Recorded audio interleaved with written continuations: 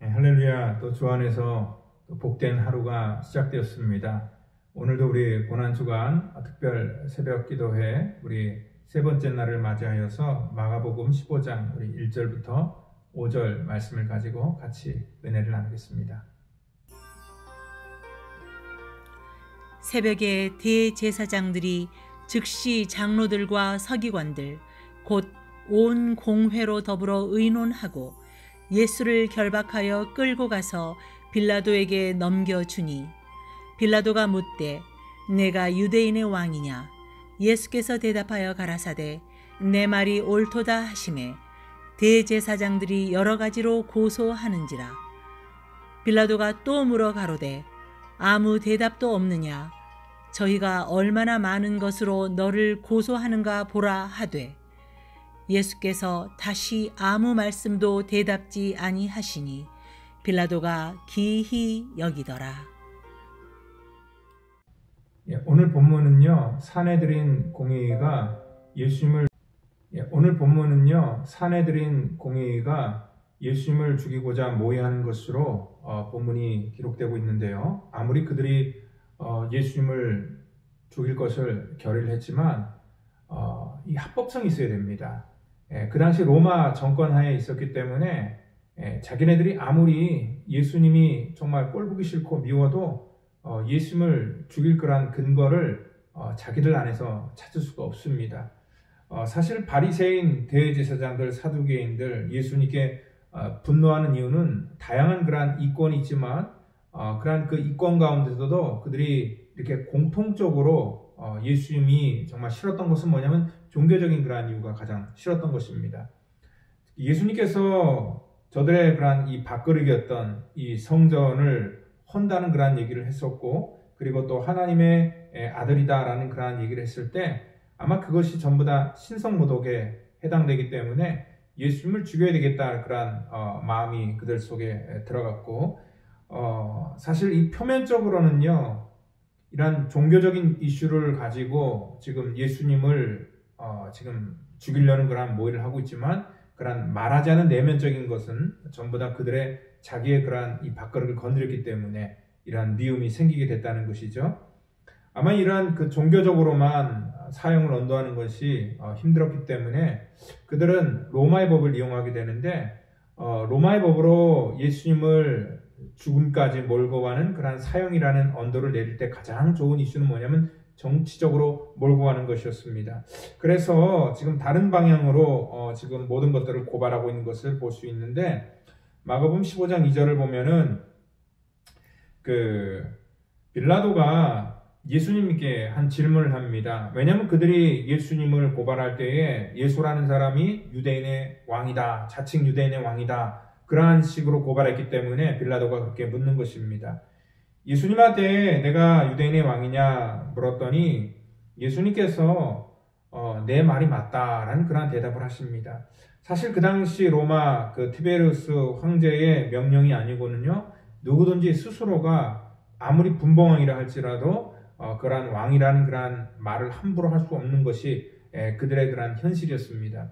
이러한 것이 고발되어지고 또 빌라도가 총독으로서 그 일을 확인했을 때 예수님의 대답은요, 이 말을 하신 다음에 그 다음에 또 다시 변론할 기회가 있었는데도 4절을 보니까 빌라도가 또 물어가로되 아무 대답도 없느냐? 저희가 얼마나 많은 것으로 너를 고소하는가 보라 하되 예수께서 다시 아무 말씀도 대답지 아니하시고 빌라도가 기이 여기더라. 지금 그러한 말씀이 쓰여져 있습니다.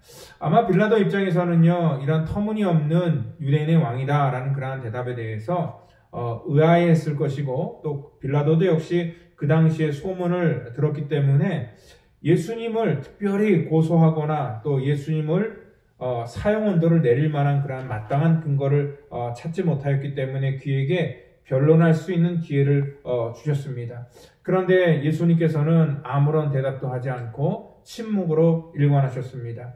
빌라도 입장에서는 도저히 이해할 수 없었습니다. 만약에 자신이 유대인의 왕이 아니다, 나는 그런 말 한 적 없다, 그 말 한마디만 하면은 예수님은 굳이 그렇게 빌라도에 의해서 사형 언도를 받지 않았을 것입니다. 예수님께서는 왜 그런데도 그러한 과정 속에서 침묵하시고 그러한 모든 것들을 받아들였을까? 다른 게 아니라 예수님께서는 하나님의 뜻을 이 땅 가운데 이루시기 위함이었습니다. 우리가 누가복음 22장 42절에 이 사건 있기 바로 전날에 예수님이 겟세마네 동산에서 기도하셨던 것을 우리가 알 수 있습니다. 아버지여, 만일 아버지의 뜻이거든 이 잔을 내게서 옮기시옵소서. 그러나 내 원대로 마시고 아버지의 원대로 되기를 원하나이다. 하나님의 뜻대로 되기를 원한다라는 그러한 기도를 하고 있었다는 것입니다. 자기의 원대로가 아니라 아버지의 뜻대로 되기를 원했기 때문에 그 아버지의 뜻은 예수님께서 십자가를 지시는 것이고, 십자가를 지시기 위해서라면 예수님은 침묵을 지킬 수밖에 없었다는 것입니다. 이 침묵은 이미 이사야서 53장 7절에 예언되어 있는 그러한 이 침묵이었습니다. 이사야서 53장 7절에 그가 곤욕을 당하여 괴로울 때에도 그 입을 열지 아니하였으며 마치 도수장으로 끌려가는 어린 양과 털 깎는 자 앞에 잠잠한 양같이 그 입을 열지 아니하였도다 라고 기록하고 있습니다. 이사야서 53장은 여러분들도 잘 알듯이 메시아의 순환에 대해서 예언하는 그런 말씀입니다. 예수님께서 친히 양털 깎는 자 앞에서 잠잠한 양같이 그 입을 열지 않으셨다. 침묵을 지키셨다. 이 침묵은 어떠한 침묵이었냐면 온 인류를 향한, 온 인류의 구원을 향한 침묵이었다는 것입니다. 이와 더불어 대조를 보여주고 있는 것은 뭐냐면 지금 이 종교인들은 사람들을 선동하여 자기의 이권을 지키고자 지금 함성과 또한 이 모함과 이 사람들의 소리가 지금 이 예수님의 침묵과 대조되고 있는 것을 볼 수 있다는 것입니다. 빌라도 역시 사람들의 여론에 만족을 주기 위해서 그 내면 속에서 들리는 그러한 양심의 소리를 저버리고요. 자기 밥그릇을 그 역시도 지키기 위해서 저 예수라는 젊은이 하나 죽고 억울하게 죽는다 할지라도 내 밥그릇 지킬 수 있으면 아무 상관이 없다라고 생각했기 때문에 그러한 결단을 내릴 수 있다는 것입니다. 오늘 이 땅에 수많은 기독교인들이 우리가 이 빌라도를 욕하고 또 바리새인과 대제사장을 욕하지만 우리도 욕할 수 없는 그러한 이유가 뭐냐면 이 올바른 것이 무엇인지 우리 양심 속에 얘기를 하고 있고 또 하나님의 뜻과 하나님의 말씀을 우리가 안다 할지라도 우리가 이 땅 살면서 우리 스스로 편하고자 그러한 하나님의 말씀에 귀를 닫고 또 눈을 닫아버리는 그러한 결정을 할 때가 참 많았기 때문에 그렇다는 것입니다. 오늘 이들과 우리가 양심의 소리를 귀를 닫아버리고 또 하나님의 말씀을 우리가 하나님의 말씀은 무슨 특별한 사람이나 아니면 목사님이나 어떠한 선교사나 어떠한 특별한 사명 갖고 있는 사람이나 지키는 것이지 우리가 무슨 하나님의 말씀을 지켜 우리는 그냥 이렇게 살다가 가는 것이라는 그런 생각을 갖는다는 것은 굉장히 위험한 생각이라는 것입니다. 여러분들 우리는 선택적으로 하나님의 말씀을 골라서 우리가 선택하는 것이 아닙니다. 예수님께서 그 모범을 보여주셨습니다. 아버지의 뜻이거든 예수님께서는 억울함 가운데서도 침묵하셨고 그 길을 묵묵히 걸어갈 수 있었다는 것입니다. 그리고 우리 가운데서도 자기의 십자가를 지고 예수 그리스도를 쫓을 것을 하나님을 믿는 백성들에게 요구하고 있다는 것입니다. 우리가 이 세상에서 내가 살려면 말이 당연히 많아질 수밖에 없습니다. 억울함 속에 우리는 침묵할 수 없습니다. 세상은 전부 자기 살겠다고요. 자기 소리를 높이는 그런 시대 속에 살고 있습니다. 이렇게 그냥 직접 말하는 것뿐만 아니라 요즘에 카톡이라든지 아니면 그런 SNS라든지 수많은 그런 매체를 통해서 얼마나 많은 그런 말들이 있습니까? 여러분들 얼마나 시끄럽습니까? 사실 많은 정보를 준다고 하지만요. 우리들의 불안감만 더 가증시키는 그런 세상의 소리들이 너무나 많습니다. 이러한 세상의 그런 소음, 세상의 소리가 커질 때마다 우리는 어떻게 보면은 이럴 때에 더욱더 우리의 세상의 소리에 귀를 닫고 정말 예수님처럼 침묵하면서 정말 우리가 어떠한 길을 걸어가고 어떠한 선택을 해야 될지를 또 깊이 묵상하는 이러한 고난주간이 되기를 바랍니다. 빌라도는요, 사실 모든 사건의 진상을 알고 있었다는 것이 뭐냐면 이미 마가복음 15장 10절에서 제사장들이 시기로 예수를 넘겨줄 줄을 알고 있었다. 제사장들이 예수님을 시기했기 때문에 예수님을 지금 파는다는 것을 알고 있었다라고 기록하고 있고요. 그리고 또 이가 무슨 악한 일을 하였느냐 얘기를 하면서 예수님이 아무 죄가 없다는 것은 알고 있었지만 오늘 그도 역시 자기의 그런 밥그릇 앞에서 모든 것들을 침묵하고 있었습니다. 여러분 사실 말할 때는 말해야 되고 침묵할 때는 침묵해야 되는데 거꾸로 되고 있습니다. 침묵해야 될 때 말을 하고 있고요. 또 말을 해야 될 때는 정말 입을 다물고 있는 것을 볼 수 있습니다. 여러분들 요즘에 우리가 사실 자가격리로 인하여서 거의 대부분 그냥 집에서 이렇게 시간을 보낼 것입니다. 근데 사실 우리가 듣기를 원하는 것은 세상의 소리가 아닙니다. 왜냐하면 세상의 소리는 이미 너무나 많이 우리가 듣고 있습니다. 매일 뉴스를 통해서 또한 뭐 카톡이나 여러 가지 메신저를 통해서 우리가 세상의 소리는 많이 접하고 있는데요.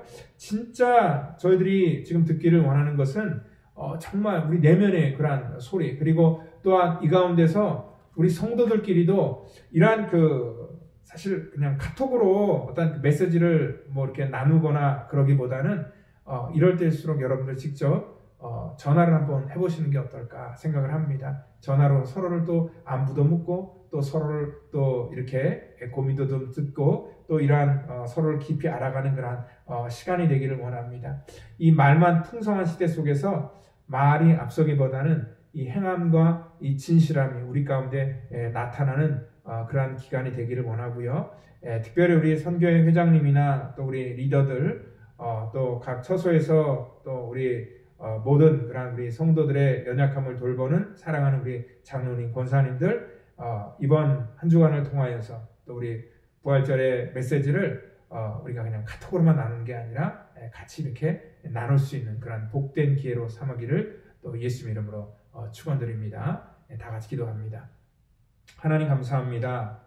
이 시대 속의 아버지 하나님, 정말 우리가 이 바리새인과 이 사두개인처럼 관념으로 말만 하나님을 믿는다 하지 않기를 원합니다. 하나님 행함과 진실함이 우리 속에 날마다 녹아지기를 원합니다. 정말 아버지, 우리가 이 땅 살면서 억울할지라도 하나님 덕이 되지 않는 것, 하나님께 영광이 되지 않는 것 속에는 하나님 침묵할 수 있는 지혜를 우리 가운데 허락하여 주시옵소서. 그리고 또한 하나님의 사랑과 또 하나님의 위로가 필요한 곳에서는 하나님 우리의 입술을 열어 말할 수 있도록 우리를 사용하여 주시옵소서. 인생의 기회 속에서 많은 사람들이 위로가 필요한 때인데 하나님 서로가 서로를 돌보며 세워줄 수 있는 그러한 복된 기회의 기간이 되기를 간절히 바라고나 합니다. 하나님 이 고난주간을 통하여서 더욱더 아버지 주님 앞에 가까이 다가갈 수 있는 저희들 될 수 있도록 우리를 붙드시고 인도해 주시기를 저희들 간절히 바라고나 하며 사랑이 많으신 예수님의 이름으로 기도드립니다. 아멘.